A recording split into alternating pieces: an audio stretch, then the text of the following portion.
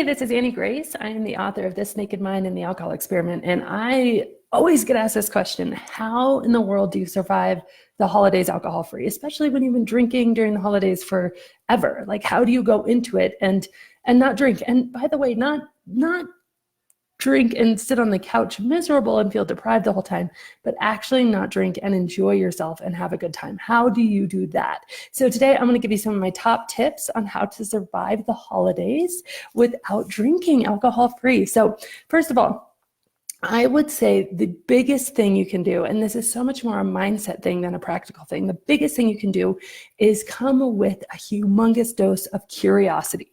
What we normally come with is we come with expectations. We either expect it to suck, or we decide we're going to be all in for the positive thinking, and we're going to be like, okay, no, I am going to expect this to be amazing. It's going to be great. I'm going to feel fresh. It's going to be awesome. And so we go in with this expectation that it's going to be great that we don't really believe. And so don't expect anything. Go in with curiosity. Walk into Thanksgiving dinner and say, how is it going to be? How is this going to be? And allow for whatever happens. Because the thing that happens when you start asking how it's going to be, you start to become aware of what really is happening. You start to become aware of, this food actually tastes really good. And in fact, it tastes a little bit better. Now, studies confirm that alcohol actually numbs our taste buds. So for something like Thanksgiving dinner, you might enjoy it even more without drinking any alcohol, right? Or, the day, New Year's, Christmas, all of these things, how is this going to be? So come in with curiosity over judgment. And if you feel like yourself starting to, this is going to suck, the truth is our brains are so powerful that if we tell ourselves something's going to suck, it will suck. If we tell ourselves we will be miserable, we will be miserable. Equally, if we tell ourselves it's going to be amazing, but part of our brain doesn't believe it, we will create this neural toxicity inside our brain because we actually create an argument. So try not to tell your brain anything. Just try to say, I've never done this before. It's going to be an experiment. I'm going to see how it goes. That's it. Come in with curiosity. That's my number one best tip. My second tip is do something called urge surfing. Okay. And this is just the idea that when an urge comes up, be curious about it. I know you're detecting a theme here, but be curious about it. Say, how does this feel in my body? Here's the thing about urges.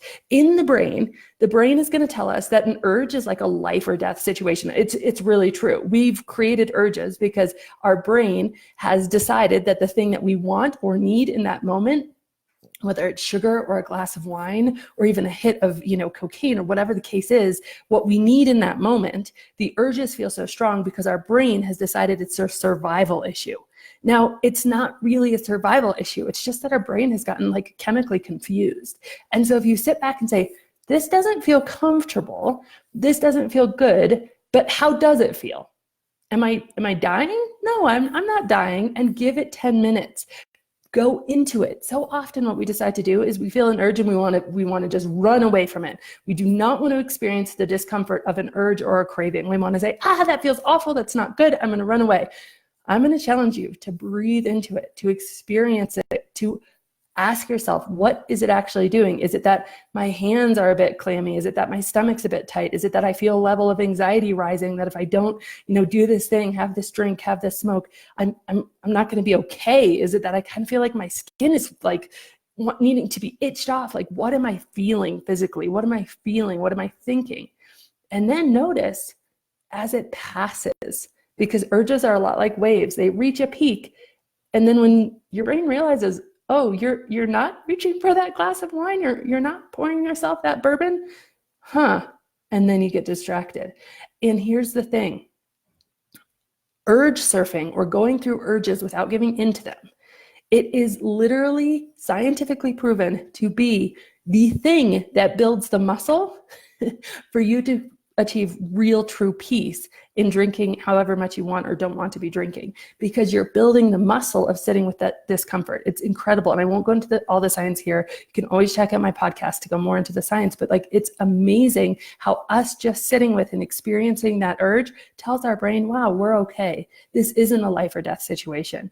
And the more urges that you can experience and not give into, the stronger you build that muscle. So it's an incredible, incredible thing.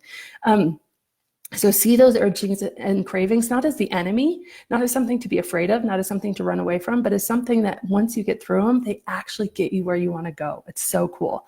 So my next tip is come prepared. All right. So go out and say, what is going to be awesome for me? Is it going to be that I always have a cup of coffee in my hand? Is it going to be that I love my kombucha? Is it going to be that I want lots of what I used to drink all the time and I still love it is sparkling water with cranberry juice and fresh lime? Is it going to be that I want to have just like my huge water bottle with me all the time? What is it that's going to be awesome for me to have in my hand? Now, your brain has a habit of having something in your hand all the time.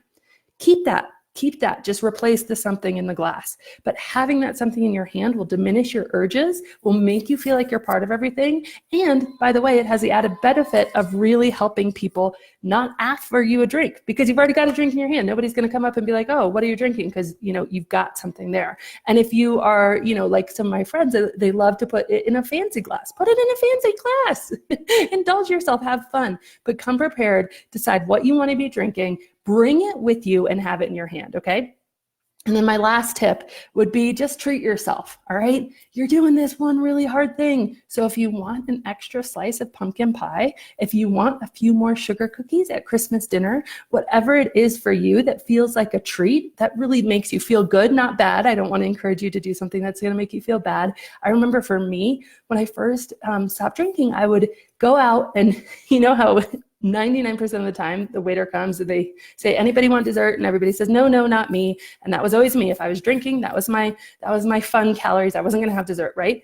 But once I stopped drinking, I was like, yep, no, me. And everybody can sit here while I order dessert. And I would always order dessert. It was kind of like my thing.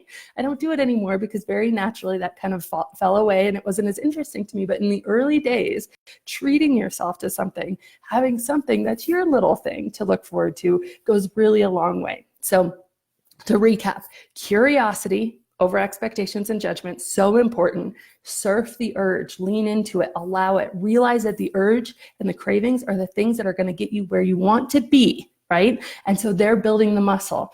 And if it happens to be during the holidays, that's awesome. Guess when I stopped drinking? It was December 15th.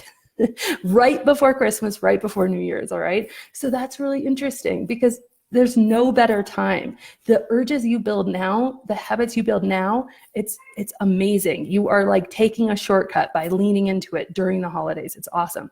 Come prepared. Always have something in your hand. Just let your brain have that natural habit of having a drink in your hand, bringing it to your mouth. You're going to go to the bathroom a lot more because you're not dehydrating yourself, and consider that a good thing. Think about all the health that you're just pouring into your body with whatever it is you're drinking, and treat yourself. So make sure you're treating yourself really, really well. So, all right, enjoy the holidays, and yeah, just get curious. All right, talk to you later.